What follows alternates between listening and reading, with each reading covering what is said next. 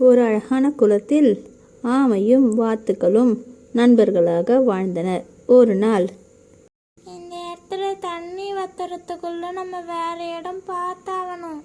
எங்க பக்கத்துல ஒரு குளம் இருக்கு, நம்ம 2 பேரும் அங்க போயிடலாம். நீங்க 2 பேரும் அங்க போயிட்டீங்கன்னா நான் என்னப்பா பண்றது? என்னையும் கூட்டிட்டு போங்கப்பா. நாங்கெல்லாம் பறவைங்க, நாங்கெல்லாம் பறந்து போயிடுவோம். நீ எப்படி வருவ? நான் சொல்ற பற்றி நீங்க செஞ்சீங்கன்னா நானும் பறக்கலாம். அது எப்படி?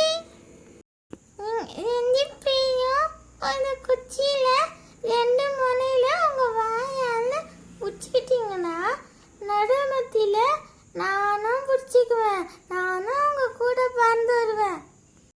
நீ வாய தாங்கனா உயிருக்கு ஆபத்து. நான் திறக்க மாட்டேன்ப்பா, பத்திரமா வருவேன்ப்பா. அங்க பாரு, ஆமை பறந்து போகுது. அங்க பாரு, ஆமை தொங்கின் போதே. யோசனையால எல்லாரும் என்ன ஆச்சரியமா பாக்குறாங்க பாரு. காப்பாத்துங்க, காப்பாத்துங்க. நண்பா, உனக்கு ஒன்றும் ஆகலையே. இல்லப்பா, நான் நல்லா தான் இருக்கேன். மோரல்: அனாவசியமாக பேசுவதும் கோபத்தில் தவறான முடிவை எடுப்பதும் ஆபத்தை தரும்.